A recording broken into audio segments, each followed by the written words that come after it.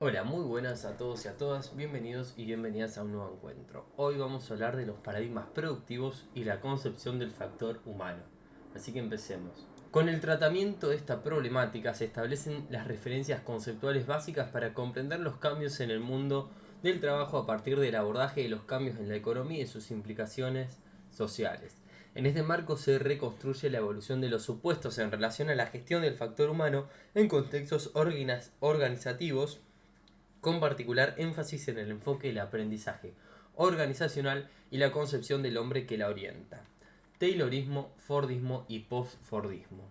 Las características del trabajo y el empleo en la actualidad convocan a revisar el rol del factor humano ante los profundos cambios que se viven en consecuencia de un mayor flujo de información, de una avanzada de la tecnología de la información y el desarrollo de una gran variedad de nuevas tecnologías organizacionales que se vuelven obsoletas en todas las teorías de identidad de las organizaciones, de división de trabajo y de la importancia de los recursos humanos. La comprensión de los aportes que ha dejado esta profunda transformación implica el abordaje de tres ejes problemáticos. El primero son las transformaciones sufridas en el sistema productivo y en las relaciones que se establecen en las organizaciones productivas con otros actores institucionales. Segundo, los cambios operados en las concepciones de las organizaciones en tanto espacios de interacción social y aprendizaje. Y tercero, la concepción de la gestión del factor humano en el seno de las organizaciones, entendidas estas como espacios hegemónicos en el desarrollo de las prácticas del trabajo.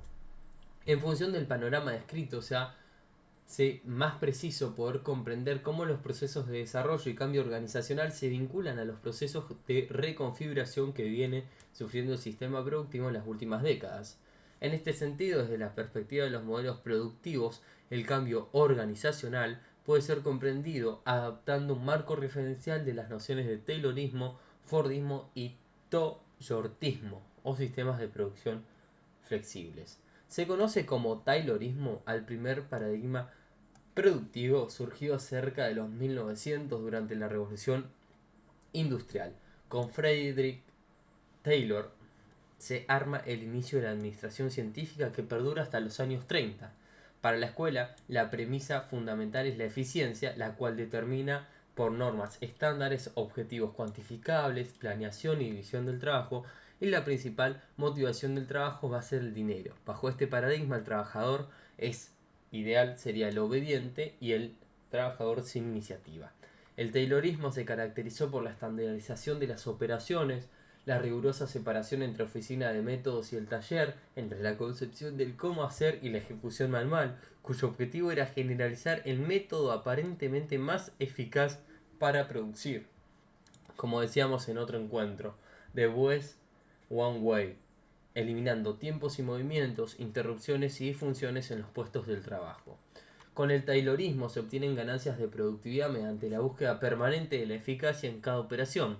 Se desarrolla un proceso de disciplinamiento, o sea, de socialización de la fuerza de trabajo, que se despliega de arriba hacia abajo en la estructura organizativa.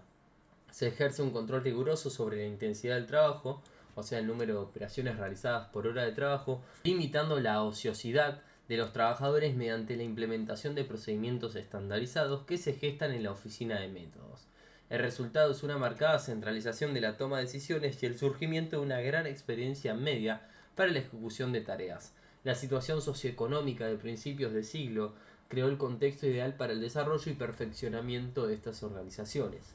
Obviamente se ha criticado en reiteradas ocasiones el carácter simplista que otorga esta escuela a los procesos motivacionales, la visión del sujeto aislado y la validez de la relación significativa que se establece entre conducta y redistribución, entre varias otras críticas. Al finalizar la década de los años 20, se presenta en Estados Unidos una crisis de sobreproducción manifestada en un subconsumo de masa frente a la capacidad productiva real de la sociedad, lo que hace necesario entonces implementar ajustes que dan paso al establecimiento generalizado del Fordismo, un modelo productivo y distributivo innovador que ya logra generar un mercado de las masas para la gran producción acumulada. En el Fordismo, la forma organizacional o control del proceso de trabajo se da a través de normas incorporadas al dispositivo automático de las máquinas. Es el propio movimiento de las máquinas, caso de la cadena de montaje, quien dicta la operación requerida y el tiempo asignado para su realización. Con Ford, La cadena de montaje viene a sustituir las técnicas taylorianas de medición de tiempos y movimientos y a someter el gasto obrero a una cadencia regulada. Las condiciones generales de extracción de plus trabajo y la escala de producción cambian por completo. En efecto, gracias a los transportadores de materiales se eliminan los tiempos muertos de taller y con ello se prolonga la duración efectiva de la jornada de trabajo. De la misma manera se reduce el trabajo complejo al lograr una importante parcelación de ejecución, una máxima subdivisión del trabajo. Acá la producción de mercancías estandarizadas y en grandes series se convierte en la norma, el resultado entonces es una mayor producción y la producción en masa y una combinación de ganancias de productividad y de ganancias de intensidad en el trabajo. A nivel macrosocial, el éxito de este modelo radicó en el salario medio y la productividad media alcanzada en las fábricas que crecían en ritmos similares, es decir, que la producción en masa tuviera correspondencia en el mercado de masas bajo una regulación estatal keynesiana. Después de la Segunda Guerra Mundial, la expansión de las organizaciones de producción en masa fue espectacular.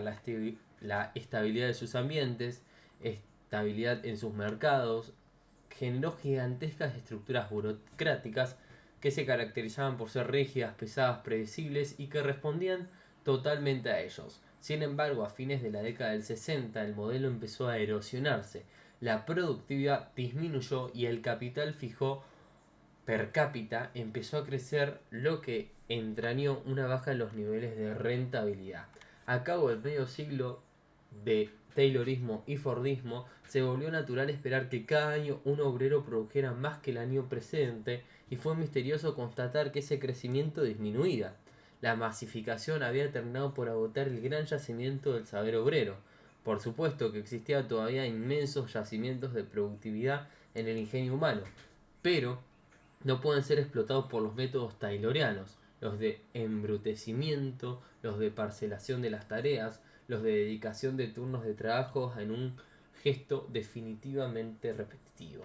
También Echevarría plantea el problema central que hoy enfrentan las empresas en el imperativo de transformación. Si se quiere ganar la lucha contra la obsolencia, es indispensable cambiar radicalmente el modo tradicional de hacer empresa. La empresa del siglo XX respondió a un conjunto de condiciones que hoy han desaparecido. Su entorno, su contexto, era otro. Se trataba de un entorno más estable, menos competitivo, más protegido y más reducido. Hoy la oferta excede a la demanda y ello inclina la balanza a favor del consumidor. Todo esto se traduce en estándares cada vez más altos para el empresario. Pero quizás lo más importante surge del hecho de que las condiciones internas de las empresas son muy diferentes de las que predominaban en el pasado. Esto pone en cuestión la estructura empresarial del pasado, por cuanto los mecanismos que sirvieron para garantizar la productividad del trabajo manual resultan ahora contraproducentes para asegurar la productividad del trabajo no manual. Estos dos tipos de trabajo implican un cambio sustantivo en la gestión.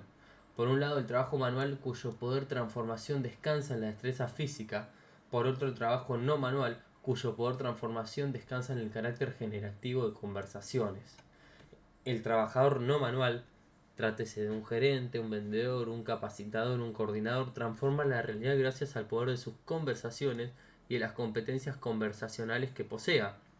No se trata de un trabajador que entre las muchas cosas que haces esté el conversar.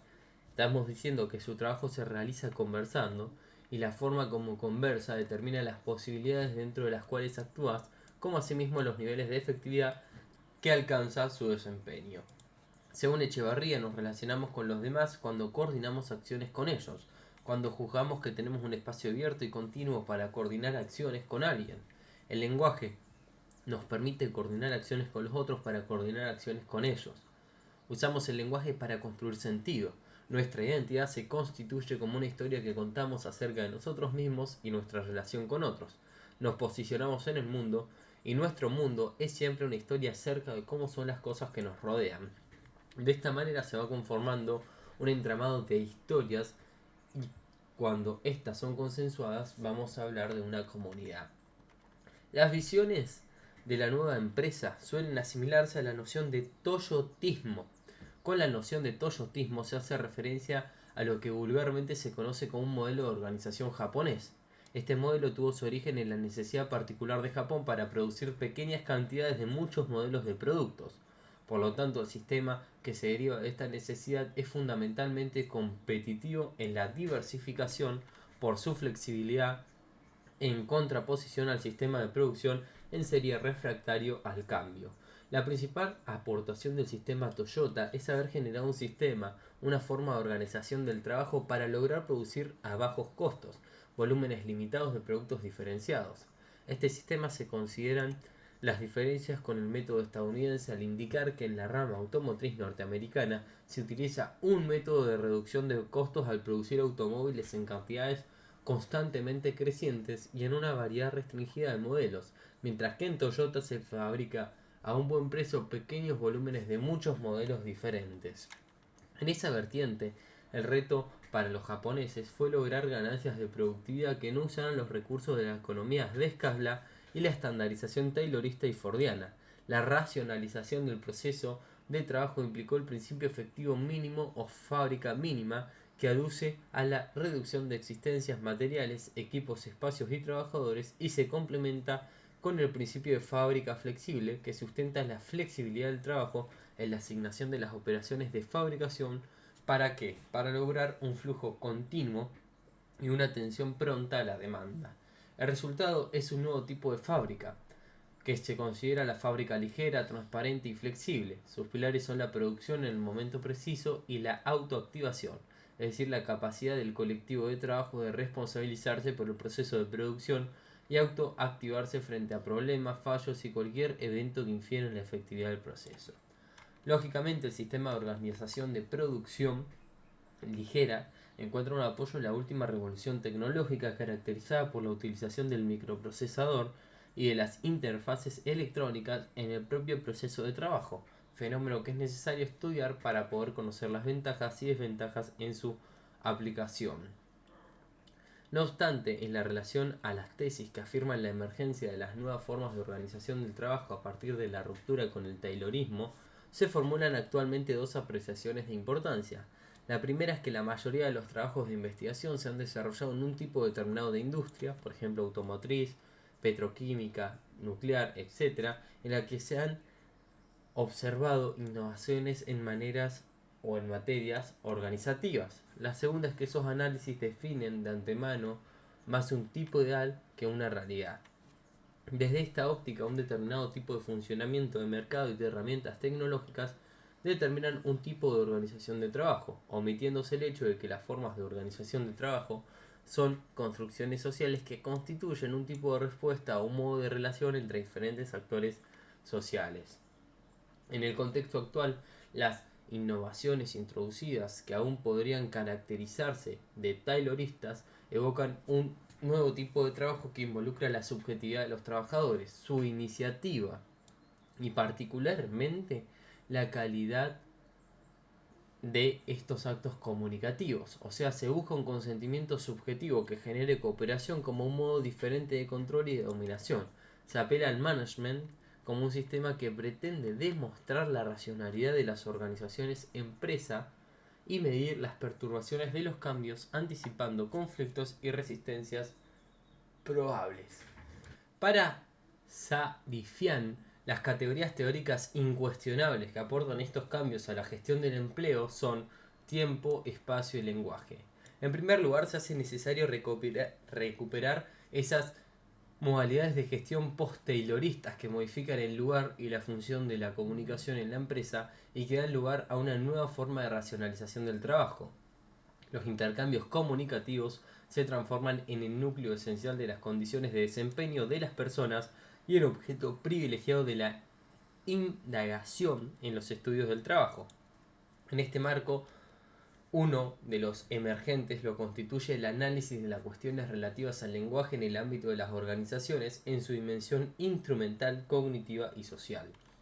La segunda modificación relevante, en verdad puede ser considerada generadora de la primera, remite a las transformaciones que derivan de la sustitución de un concepto tiempo cronológico dominante en el taylorismo por la de tiempo lógico más propia de los actuales sistemas de gestión. El tiempo de acontecimiento del incidente, del problema, del fallo, de la emergencia resulta esencial en su dimensión cualitativa, en la que se juega la posibilidad de acción en los sujetos y con ello de las emergencias de la competencia, creatividad e innovación. La tercera modificación remite a la redefinición del espacio de trabajo, que también adquiere una significación fuertemente articulada en la dinámica de interacción. Las plataformas tecnológicas se han transformado en el espacio social y técnico privilegiado, emergen de espacios de carácter visual y se estipula esa reconfiguración de los espacios de trabajo individuales a partir de los dispositivos de trabajo grupal. Los directivos se esfuerzan en desarrollar un nuevo tipo de control social que en ocasiones se ejerce directamente sobre el compromiso emocional de los sujetos sin tener en cuenta las transformaciones reales de la organización del trabajo. Se busca posicionar a los asalariados como interlocutores privilegiados de la empresa, pero existe un desfasaje entre los efectos de tal demanda y de la realidad del rol que efectivamente tiene la organización del trabajo, que suele remitir casi exclusivamente a la estandarización de los procedimientos. Las contradicciones son al menos de dos órdenes, simbólicas y psicológicas. Los trabajadores se encuentran situados en el desempeño de roles en conflicto, en tanto el discurso que apunta a la subjetividad se va a traducir en palabras como autonomía y responsabilización en un universo aún altamente codificado en el que las posibilidades de toma de decisión son aún bastante limitadas y estandarizadas. Desde el punto de vista de la gestión del factor humano, las nuevas teorías organizacionales permiten efectuar una síntesis superadora entre la etapa racionalista de la organización científica del trabajo y los aportes psicosociológicos de la escuela relacionista. La escuela relacionista o de las relaciones humanas surge como resultado de las críticas al taylorismo, cuando un equipo de investigación de Hacknor intenta desarrollar nuevas aportaciones en relación a los procesos de motivación en el trabajo. Los trabajos de Elton Mayo generan una serie de propuestas orientadas a la búsqueda de la satisfacción del trabajador a través de las pertenencias a los grupos de trabajo estables. Las estrategias de dirección comienzan a orientarse a potenciar el papel de los pequeños grupos, alentando a sus miembros a desarrollar puntos de vista favorables sobre la situación y evitando sentimientos de frustración o de amenaza. La técnica de supervisión expresiva y de participación del trabajador comienzan a ser consideradas como ideales para promover un clima de buenas relaciones en el cual los grupos de trabajo podrían funcionar de manera adecuada. Las principales críticas a estas aproximaciones se desprenden de estudios que mostraron que las técnicas no siempre tenían efecto deseado sobre la productividad y sobre la satisfacción en el trabajo, lo que llevó a pensar que los factores como la comunicación podrían no ser variables independientes, sino dependientes de aspectos más básicos de la estructura organizacional. A su vez se observa en esta escuela una marcada falta de consideración de los factores extraorganizacionales. Tiene una orientación estrictamente patronal que subestima el auténtico conflicto entre la satisfacción de las necesidades individuales y la satisfacción de las metas organizacionales de eficiencia.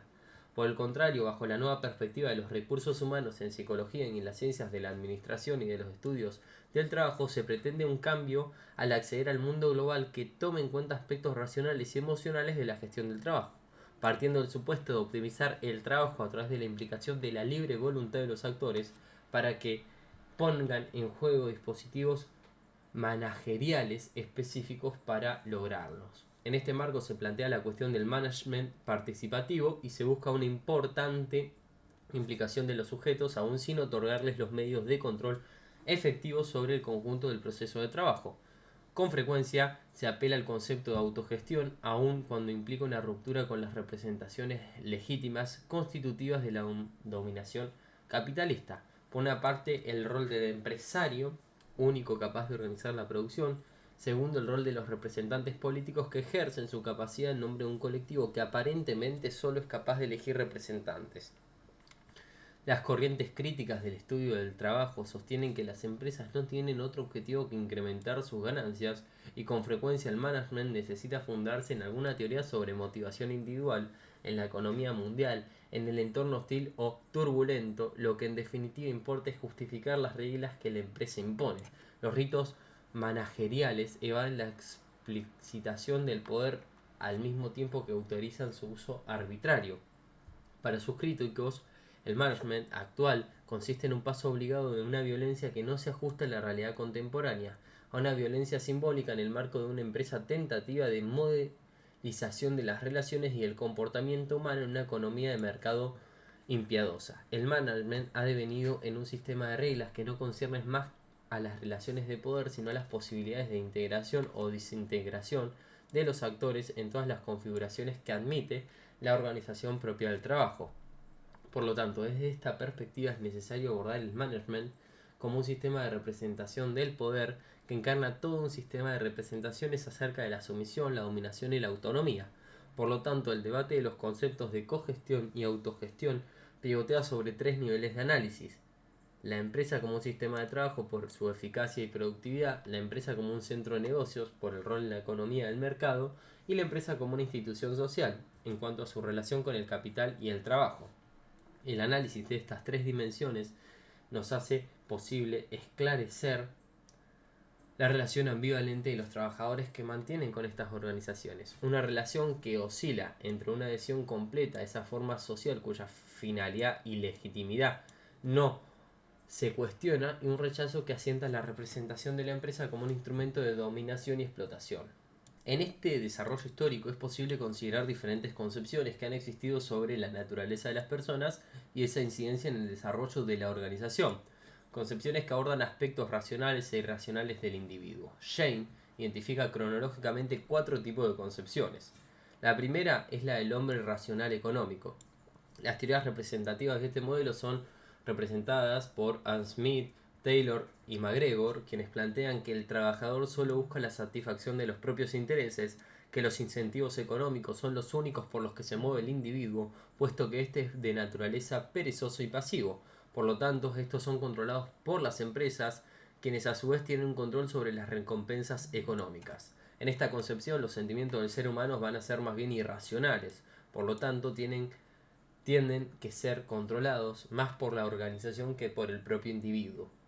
La segunda concepción tiene que ver con los supuestos del hombre social. Los estudios más representativos acá fueron el de Elton Mayo, los cuales llevan a los resultados en que se manifiesta que en la conducta de las personas intervienen otros factores que hasta ese entonces no se habían considerado, como son la influencia de los grupos, las relaciones interpersonales formales e informales, aun cuando estén bajo presiones del tipo económico.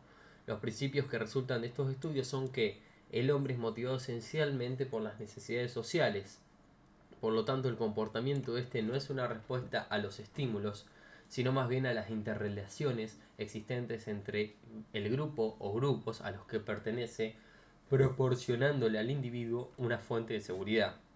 La tercera concepción tiene que ver con los supuestos de autorrealización. Esta concepción parte de la idea de que las personas tienen necesidades de usar sus capacidades y aptitudes, por lo que en el trabajo buscan la forma de poder expresarlas. Sin embargo, se van a ver limitadas por el alto grado de formalización, especificación de las tareas y especialización en su rol. Este planteamiento entonces reconoce la existencia de una serie de necesidades que van desde las más básicas hasta la autorrealización, por lo que el hombre requiere de cierto grado de autonomía en el desarrollo de sus actividades para poder llegar a expresar o aplicar esas capacidades y aptitudes y asumir sus responsabilidades para llegar al cumplimiento de objetivos de la organización. La cuarta concepción más bien tiene que ver con la mirada de un hombre complejo. Este planteamiento es más integral, considera que ninguna de las concepciones anteriores explican por sí solas el comportamiento complejo y simple, a la vez del ser humano, sino que hay que tomar en cuenta las diferencias individuales o al menos las de los grupos existentes dentro de la organización. La complejidad del individuo reside entonces en el dinamismo al que evoluciona, aprendiendo nuevos conocimientos o de las experiencias pasadas, originando así cambios sustanciales en planteamientos, renovándose con la coincidencia de su ser y responsabilizándose de las acciones. El reto entonces va a implicar el rediseño de la organización para fomentar la capacidad de aprendizaje y de la renovación de los propios integrantes. Esta última concepción implica un cambio de paradigma en la gestión de empresas y la aceptación del capital humano como un recurso estratégico por excelencia tanto para el desarrollo organizacional dentro de un marco de vertiginosos cambios e incertidumbres y tanto para la persona.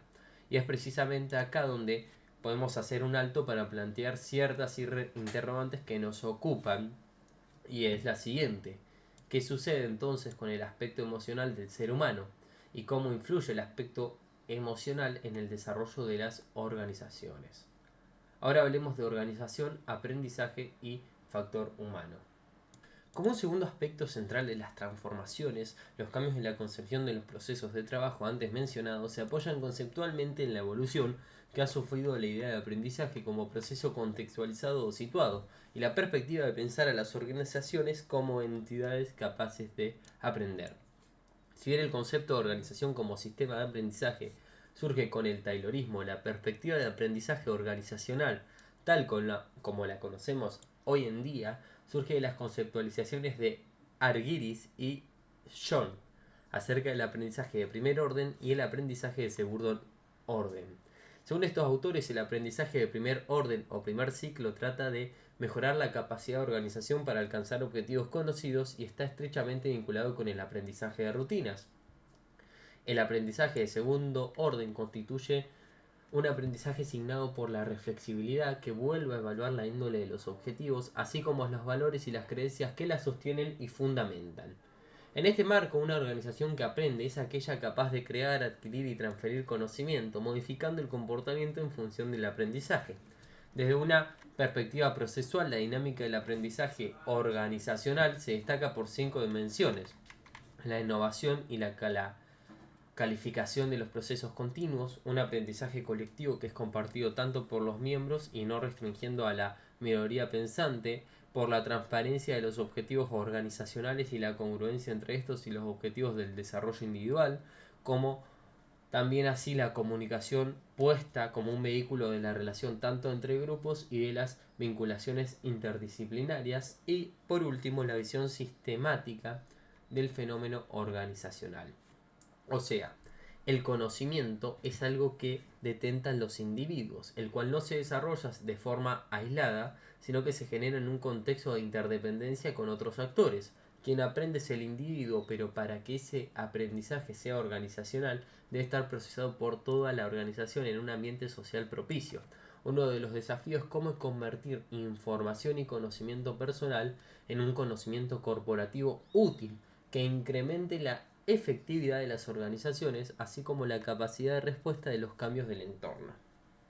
El conocimiento es el resultado de una acción social, la cual se puede producir y no solamente distribuir. La organización puede ser pensada entonces como un sistema cognitivo en donde la acción es la que genera los problemas y los conocimientos necesarios para enfrentarlo.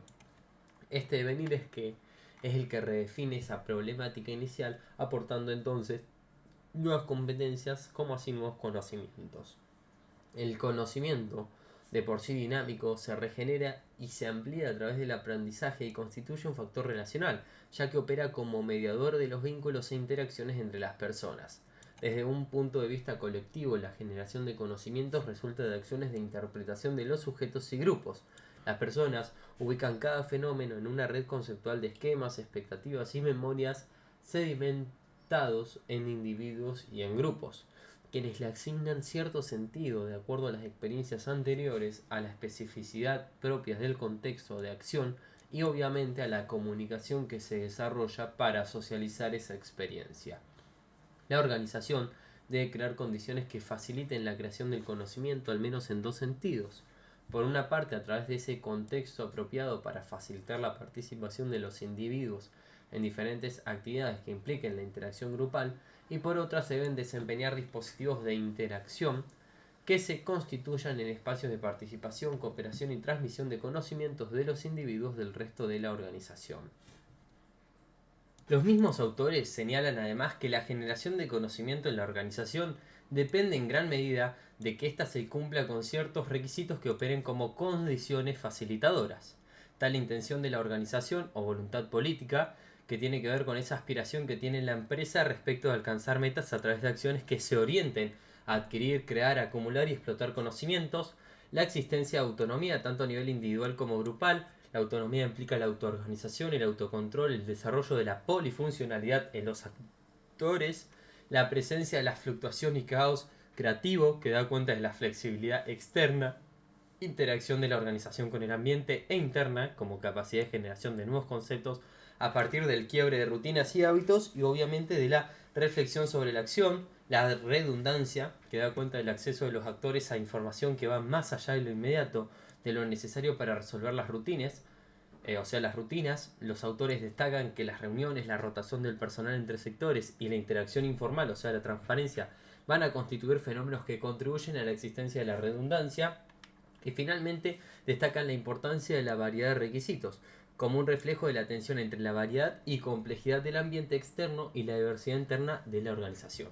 En este aspecto, los autores consideran que el acceso a la información libre de trabas burocráticas y la existencia de una estructura plana y flexible o de cambios frecuentes de estructura facilitan la existencia de la variedad. Aun cuando los aportes acerca del aprendizaje organizacional derivan de perspectivas psicológicas disímiles, la mirada que adoptamos acá revaloriza la dimensión semiótica de la organización. En este marco, el contexto en que se ubica una organización va a ser fuente de significados mediante los cuales los miembros definen sus acciones y atribuyen sentidos a las acciones de los demás. Así, es posible considerar que una organización, en virtud de la conjunción particular de su génesis, de su pasado, de su contexto sociocultural, de su tecnología y de la influencia de los antiguos dirigentes, puede crear y mantener su propio sistema de símbolos y significados, en gran parte compartido por los miembros. Ese sistema serviría para interpretar y dar sentido a las experiencias subjetivas, a las acciones individuales de los miembros, como así también solicitar o racionalizar el compromiso con la organización. Los sujetos comprometidos en la acción descubren entonces el carácter de las situaciones dentro de las cuales actúan, así como propias acciones que desempeñan un papel determinante en el establecimiento del sentido en esas situaciones. Las organizaciones se caracterizan por compartir en distintos niveles valores, normas, expectativas que forman una trama. Esta trama está constituida por el pasado de la organización, las definiciones de la situación impuestas por los actores dominantes, las interpretaciones de los otros miembros, así como también el proceso continuo de decodificación de las acciones e interacciones organizacionales. Las personas desean tener sus propias interpretaciones de los acontecimientos organizacionales frente a otras versiones en competición. Por lo tanto, intentan justificar o garantizar las versiones y asegurar que sus voces sean escuchadas. A causa de las diferencias de estatus, algunas personas tienen más oportunidades de expresar esas concepciones. Se asocia a este enfoque el concepto de la narrativa o la historia, que es un principio organizador potencialmente útil para el análisis de las construcciones sociales. Desde esta perspectiva, acompañar los procesos de cambio en las organizaciones implica intervenir en la vida cotidiana con confrontaciones a eventos que da lugar a la construcción de nuevas significaciones. Intervenir en un sentido de venir entre los acontecimientos y los procesos de producción del sentido de los protagonistas. Participar temporalmente del aprendizaje que dispara la transformación. Asumir el lugar de nuestro oficio en una sociedad en transición cuyos escenarios futuros contribuimos a configurar desde aquí y ahora en interrelación con otros.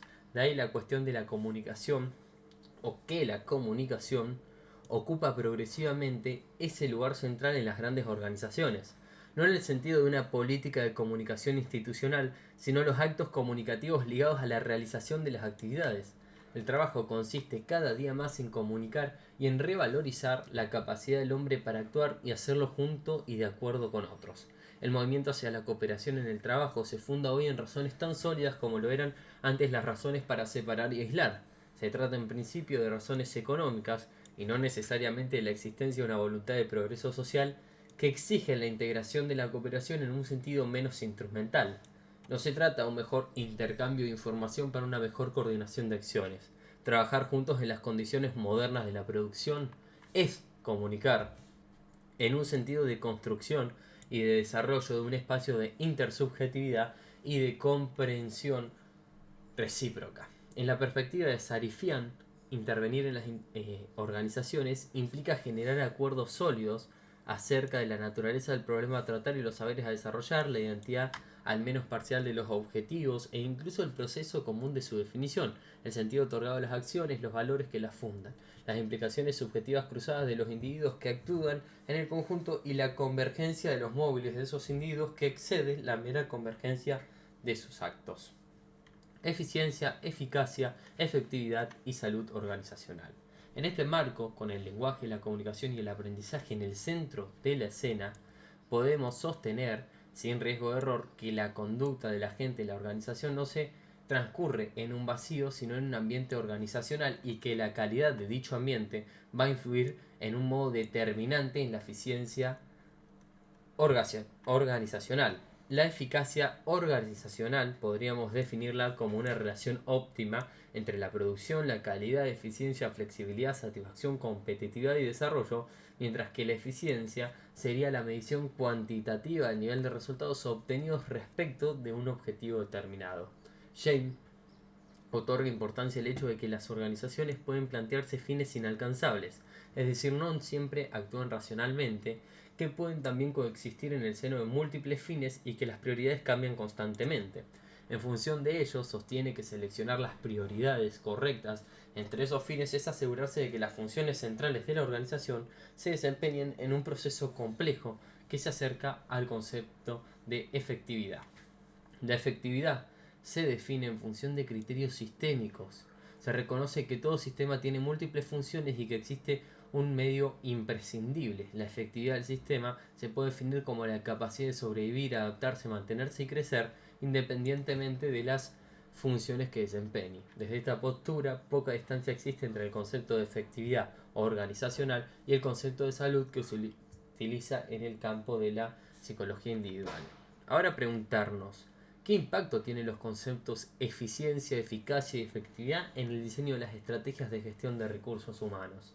En el marco de una gestión integral de recursos humanos, resulta esencial disponer de una concepción de lo que es una organización saludable en un doble aspecto, como continente de salud sobre la gente que trabaja dentro de la organización y como un espacio posibilitador del desarrollo social a partir de la eficiencia y efectividad. Una concepción de lo que es la salud de la gente trabajando, de lo que es la salud para la organización y de lo que son las condiciones requeridas en una organización para la gente.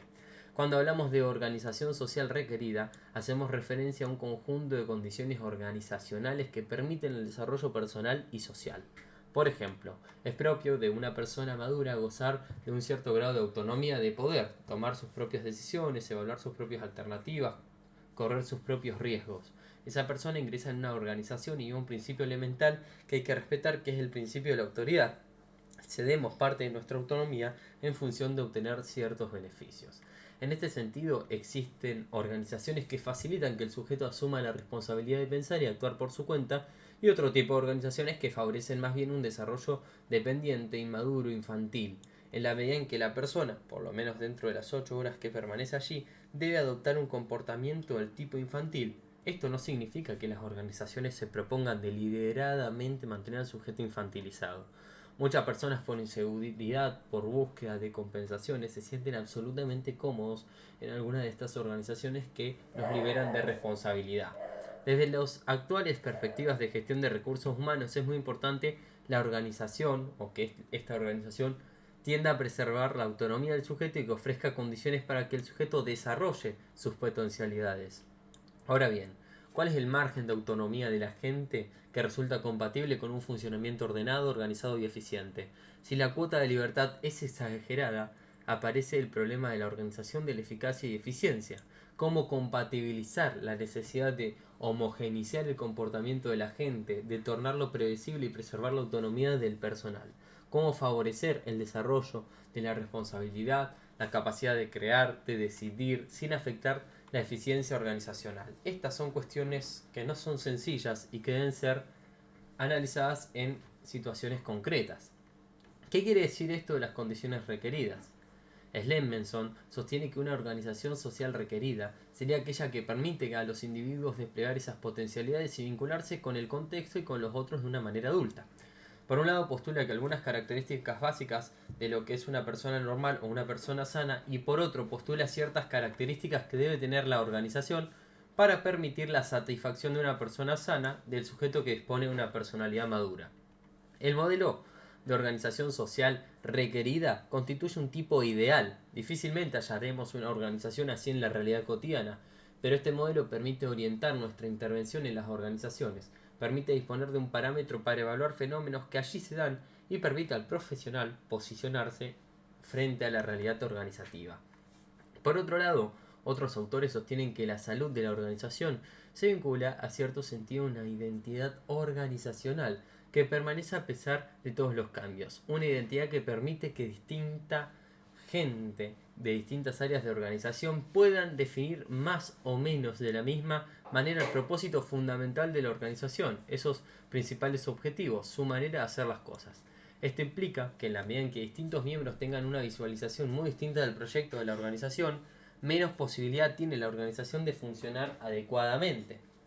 Por ejemplo, si el Hospital Nacional de Clínicas se le pregunta a las enfermeras y a los médicos sobre cuál es la misión del hospital y se obtienen respuestas tales como atender a la gente que viene, brindar salud pública a la comunidad, como hospital universitario el objetivo principal es la tarea docente, la investigación científica que hace imprescindible su eficacia, no en términos de pacientes atendidos, sino en términos de publicaciones obtenidas, etc., va a ser diferente.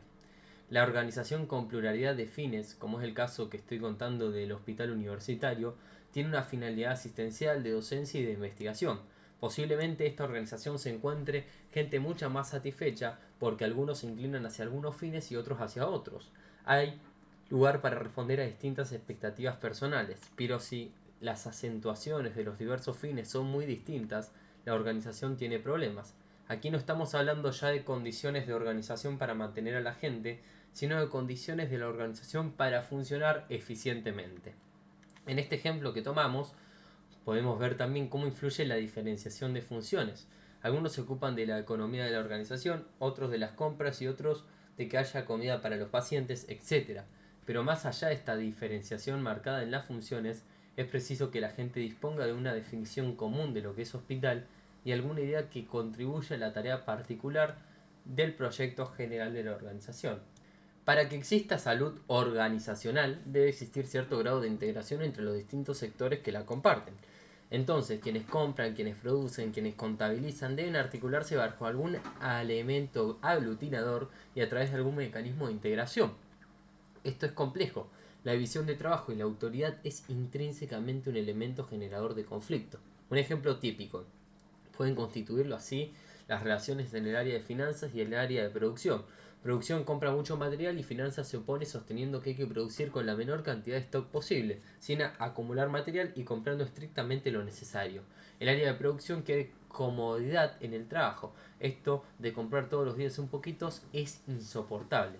A su vez, quiere producir cosas más o menos estándar. El área comercial, por el contrario, sostiene que produzca todas las cosas diferentes para satisfacer a todos los clientes. La gerencia comercial sostiene que el enfoque de producción artesanal. Supongamos que también hay una gerencia de calidad, que va a exigir a la producción para que haga las cosas con calidad, a la vez que el área de producción va a ser evaluada en función de la cantidad de piezas o productos que realice. ¿Qué hacer? ¿Cantidad o calidad en este caso?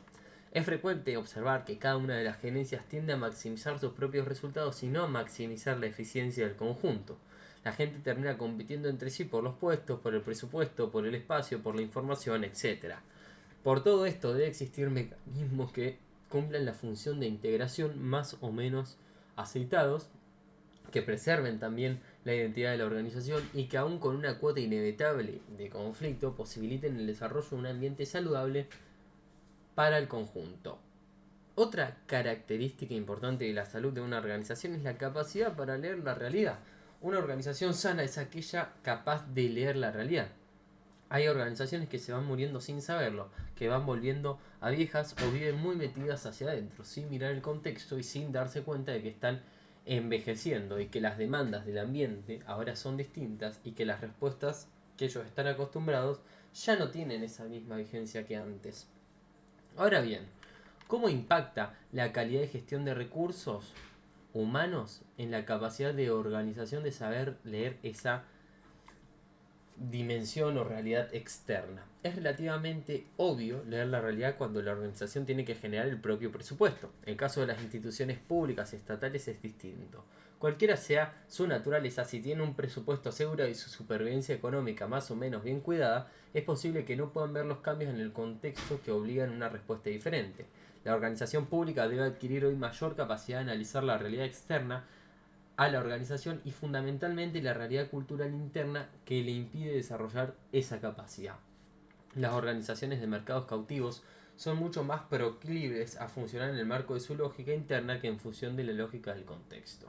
Lo cierto es que trabajando hasta aquí nos conduce a resaltar la importancia del análisis de los contextos sociales para comprender la dinámica de las organizaciones y el análisis de los contextos organizacionales para diseñar una estrategia que sea eficaz en gestión de recursos humanos. O sea, los cambios que se dan en el desempeño derivan casi siempre de una dinámica organizacional y social, y es la relación organización-contexto donde vamos a hallar claves para diseñar una estrategia de gestión y para entender el rol del profesional. Muchas gracias.